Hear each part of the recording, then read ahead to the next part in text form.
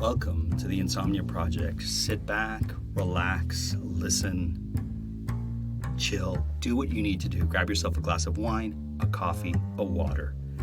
We're going to have a conversation about the mundane. One thing that we can promise is that our conversation will be less than fascinating so that you can just drift off. Thank you for joining us. We hope you will listen and sleep. I'm your host, Marco Timpano. And I'm your host, Nidhi Khanna. And Nidhi, people can follow us on Twitter at Listen and Sleep. Give us a 5-star review on iTunes, Stitcher, iHeartRadio. We're all over the place right now. We are. And it's kind of exciting, Nidhi, because we're in our studio. We are in our studio. You know what that means? Wow. Well, a little Prosecco to celebrate. Perfect. Just what You we may need. remember that we said that we were going to have a studio. I built a studio in my basement, and now we have all these watery sounds. And Marco, it looks amazing. It looks amazing. I love it because it's just perfect enough for 2 people. Yes. If we needed to have a guest, we could probably fit them in. Sure. But it is a phenomenal... I don't even know how to describe it to folks. I feel like we should take a photo. Oh, we should. We'll take a photo and let us know if you hear a difference in the quality of our sound. Yes. I'm still figuring out the studio, so we'll see, Nidhi. Like, we might have to rearrange microphones and things and the distance, but cheers to you and our studio. Yay. Another reason to celebrate. I think I can now talk about it.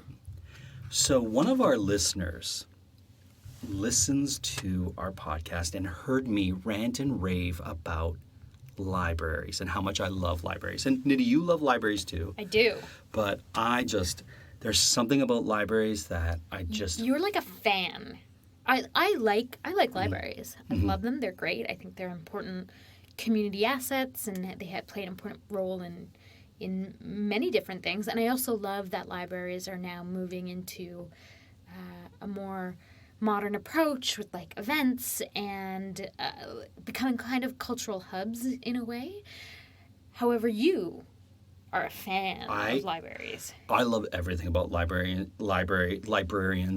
the rooms that they have, being able to get a book out and read a book, being able to get a book on tape or an audiobook and listen to a book, being able to access magazines, newspaper, having guests come in. Anyways, I could go on. Even just my library card, I love it. I love that I can go online and order a book to my library, walk 2 blocks away and pick up a book, and it's just tremendous. So one of our listeners heard me ranting and raving about libraries and mentioned it to someone at the Waterloo Public Library. Waterloo is a city not too far from Toronto, about an hour and a half, 2 hours away maybe.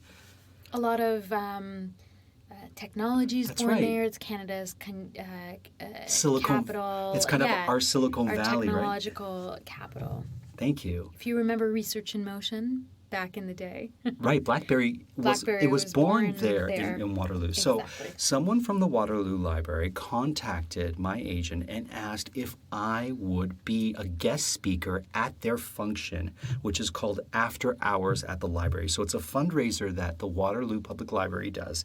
And they asked me to be their speaker, and I'm going to be talking about podcasting and how this is a new form of digital literacy, and about comedy and acting and whatnot. But they asked me to be a guest. So if you happen to be around the Waterloo area on Friday, November 16th, that's 1-6, you can pick up tickets to their after-hour event.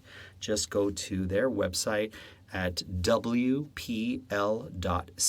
That's the Waterloo Public Library, wpl.ca.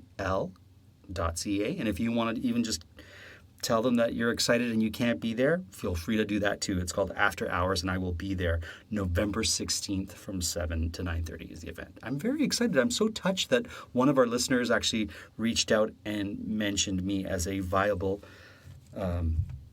host and, I know. and guest, and I don't know. It's pretty great. crazy. I love it. Marco, we have the best listeners. We really do. It's really exciting because I don't think people realize how... Actually, I think our listeners do realize how much time and effort and energy it takes to do a podcast like this. And when we launched the Patreon page. We weren't sure how it would work and all of that, and it was just a great and amazing and rewarding feeling just to have people give and just be excited. generous and be excited for what we're doing, because we're honestly, for us, this was something that it was an idea that we said, hey, you know what? The problem was insomnia, and how we... It was what we shared. Yeah. We could understand, because we both, have bouts of insomnia. So anyone listening right now, we're with you. We understand. It's not fun. But thank you for being with us. And Nidhi, just to touch back on the Patreon page, sorry, I should mention that we share that commonality of insomnia. And in fact, if you ever listen to the show and you're like, what are they talking about? Because they're rambling on. It's probably because one of us is suffering from a bout of insomnia, and the ability to speak coherently for 26 minutes becomes problematic. So. It's so funny. We're with you. We get it. And we really do appreciate our listeners. And just a heads up on the Patreon page, we are going to have episodes, because part of the Patreon is you can request episodes. So we're going to have an episode about New Mexico coming up. Yes. And we're going to have an episode about your dog. What breed of dog? Boston Terriers. Thank you, Boston Terriers. And I think they wanted Boston Terrier. Well, shout out to Anne for those 2 episodes. And you'll be getting those episodes very soon. But... yeah, so what an exciting time for us. It really I'm going to have a little is. bit more Prosecco. Yeah, even though I so don't like am I. Prosecco. Cheers to you, Nidhi. Cheers to you. We're also recording in the evening tonight, and I feel like today is a Prosecco day. Oh, good. Well, I've got the whole bottles right beside me if you want more, Nidhi. I might have more, Okay, well, why don't I pour that? That would be great. While we're pouring Prosecco, we need to talk about a lot of things. Nidhi, last we left you were going to Bonaire to complete your Scuba certification. Yes. So tell our listeners, well, first of all, I should have checked with you before. Did you pass? Did you? Because imagine... I did. Imagine you didn't, and I brought this forward. And Marco, I just want to say...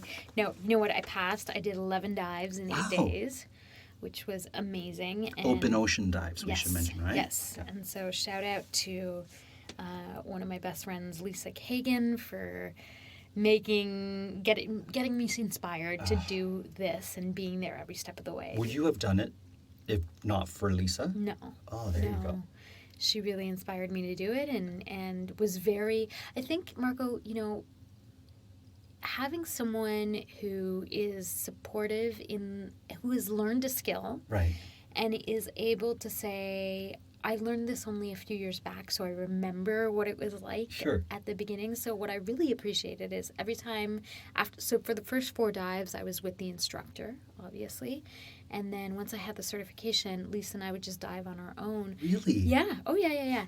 And so what I really appreciated about it is that before every dive, especially the first few ones, she would ask me, what are you nervous about?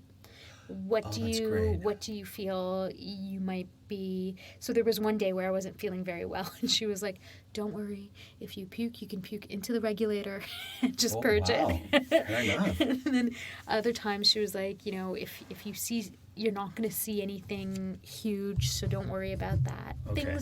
Things that would be a little bit concerning for a first-time diver. For our listeners, don't worry, if you have to barf in the regulator. Barf in the regulator. Everything will be fine. Everything will be fine. Barf washes out. Exactly. You'll be fine. Just have that as sort of a mantra for life. If you gotta barf in the regulator, just do it. And then you purge. And everything will be fine.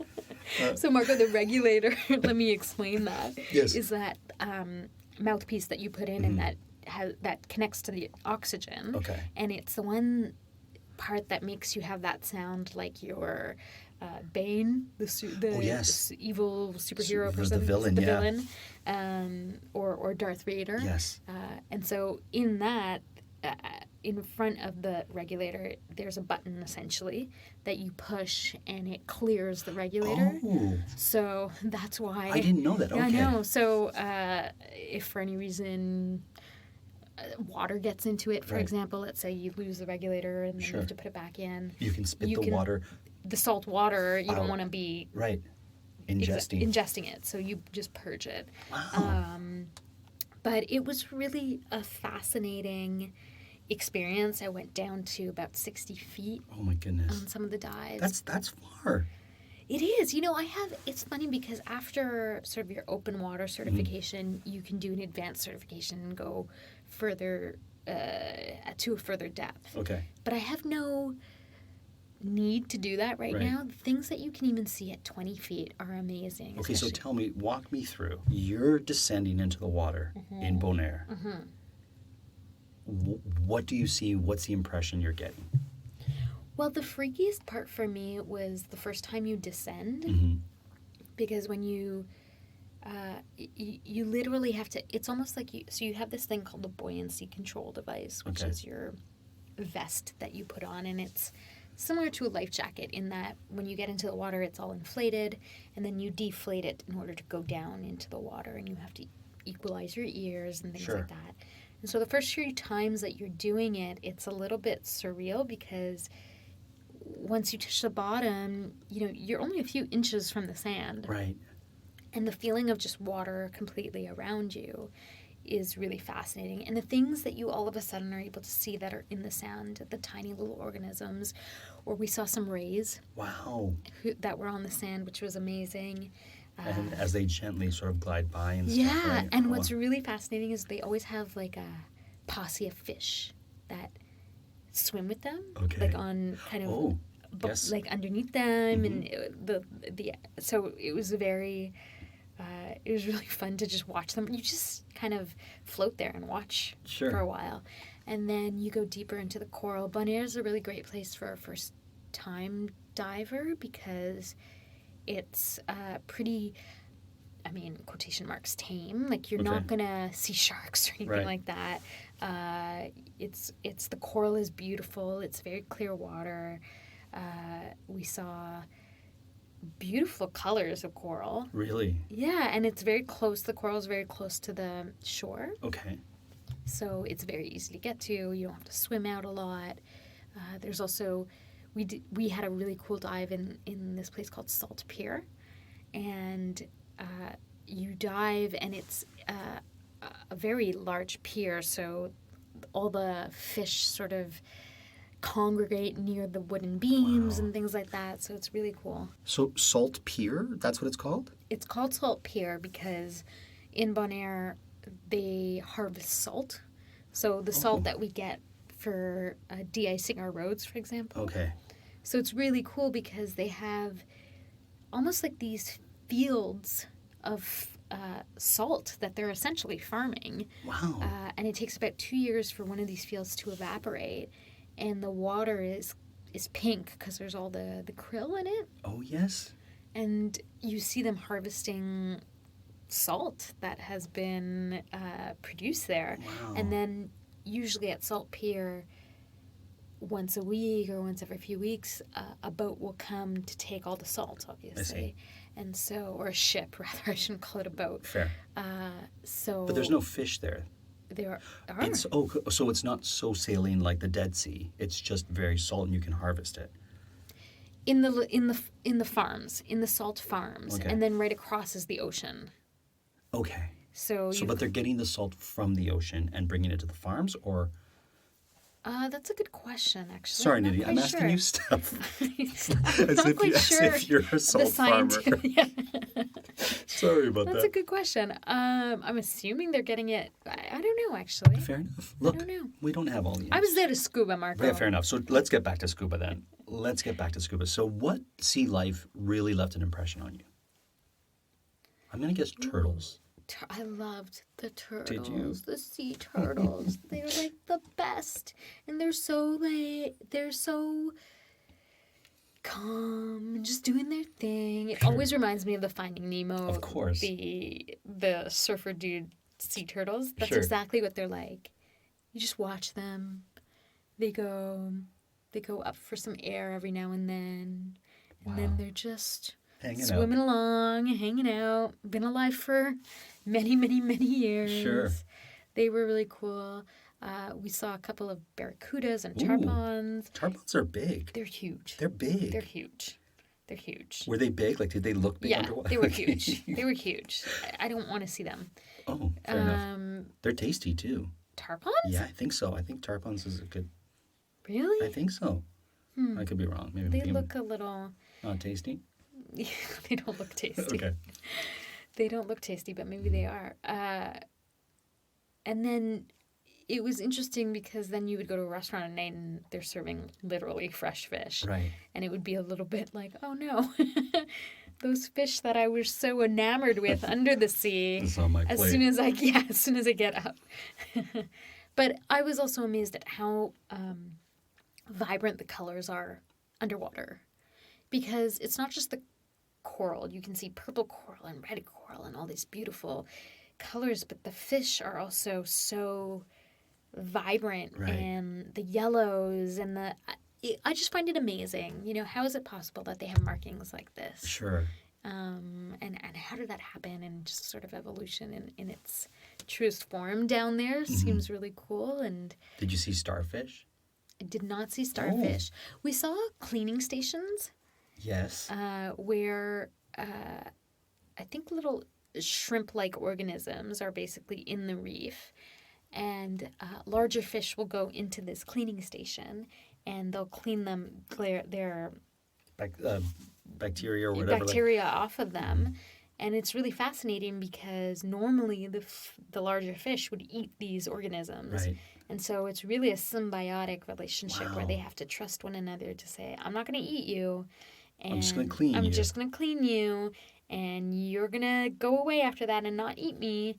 And that's going to be fine. And that's the way it goes. Those shrimp, if I'm not mistaken, are the ones that you see when you go to pet stores that have aquariums. You can actually buy them. Are they like really, really bright red with white sort of lines on them and stuff? I believe so. Yeah, they're great. There's also a fish that goes in the mouths of other fish and cleans any sort of bacteria or things that are in there. Well, Marco, you could try it one day because you don't have to actually be an amazing swimmer to go swimming. Oh, really? No, because you need to know how to swim. Sure. I wouldn't recommend it if you've never taken a swimming lesson. Right. However, you don't have to be an expert swimmer in order to scuba dive. Wow. And I really like it because I find it oddly enough accessible. Like when you go to a dive shop or a dive resort, you'll see people who have all different body types and all different ages. Some as young as 13, some, senior citizens or people who are retired and who are enjoying this sport, hobby, Sure. I don't know, whatever you want to call it, skill.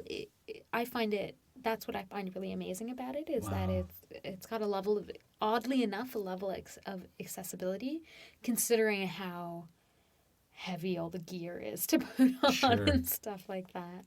But it was, so that was Bonaire. Wow. And it's funny because Bonaire, I had heard of Bonaire, but I never knew. You? A lot of people don't. Have never heard of it. I think because I worked on cruise ships, so I think we never went there, but that was one of the, because it's part of the ABC Islands, right? Yes. And let me tell you, when the cruise ship stops at Bonaire, I think once a week, it's stopping. Oh, yeah. Because the markets come out, the entire demographic changes, all the shops are open all day, there's no siesta. It's very funny. Of course, because the place gets inundated with just so many tourists that all of a sudden show up. So it's Aruba, Bonaire, and Curacao. So I'm more familiar with Aruba and with Curacao because of the alcohol blue curacao that comes from there. And Aruba, you just know it as like a desert island and it's gorgeous. But I don't know much about Bonaire. It's amazing because it's tiny. It's tiny, tiny, tiny, and it's at sea level, which is really fascinating. I didn't really think about it until we were driving around the island, and you're driving at the same depth as the ocean. Really? Yeah, it's. So is it flat? Is that what you're saying, or is it? Yeah. Oh, wow. There's some hilly areas towards at the north of the island. Okay. But it's very close to sea level. Oh, I didn't know that. So it's very fascinating that way. And it's a volcanic island, of course. And there's only about 20,000 people on it. Oh, that's it. Most of them are Dutch, too. So most of them, the population, I think there's certain amount of, not transitory might not be the right word, but sort of how we would go cottaging. Sure. That's what they do. Wow. So we went in August, and a lot of the Dutch folk were getting ready, and the families that were there were getting ready to go back to the Netherlands because school was starting. Wow. So, and KLM flies there once a day. Oh, I'm sure. It was crazy. Yeah. I couldn't believe it. Wow. I know. It's pretty cool. What's the capital of Bonaire? It's so the main City? town, Okay. I guess, is called Kralendijk. Okay. And that's where all the Dutch people are. Sure. And then the more local town, where all the indigenous inhabitants are, is called Rinson. Oh, wow. And then there's a national forest in there, a national park. So you would recommend it if somebody's wanting to go check out Bonaire? Yes, absolutely. I think if you're a diver, In particular. you would have a lot of fun. It's definitely a diving island. Sure. There's also a large kite surfing population. Oh, wow. There's a big famous kite surfing, not school, but resort called, I can't remember off the top of my head, but so there's a lot of kite surfers. I think if you were just going to visit, maybe a day or two. Okay, fair enough. It's not It's not huge on metropolitan. metropolitan or the Sure. attractions and things like that, but great restaurants. Oh, wow. It's a fun time. It's definitely a dive culture. Okay, so here's something, you just reminded me of something I did recently. Yeah. So I was at my cottage and we have a paddleboard. Mm-hmm. It's a blow-up paddleboard, so it doesn't have the stability of a regular paddleboard, so I've never really been able to stand up. Blow-up paddleboard. Yeah, it's like you pump it and you blow it up. Oh, wow. How could anyone stand on that? It gets really, it's actually a really good one. Huh, okay. But and if you've got really good, what's it called? Core muscles. I think maybe you'd be much more apt to do a good job than I would. But anyways, I get on it and I go on my knees or I hang my feet over and I paddle. And so we only have one. I bought it for Amanda's birthday, so I only bought one. And there's a little sort of tip to where the estuary kind of goes near my cottage. So Estuary, what a great word. yeah, pretty Don't neat. use Right? it that We long. don't use it enough. And so I was like, Amanda, why don't I take you there, right? And we also have this blow up. You sort of sit in it, you lie in it, and it's a place for your sort of backside and for your legs to kind of stretch out, almost like a lounge chair in the water. And a drink hole? Yeah, you know. Thank you, Nidhi. And I knew where this was going. If anyone would know, it would be you. So I said, and she was like reading a magazine, and I was like, why don't I give you a rope and paddle you, right? Yeah.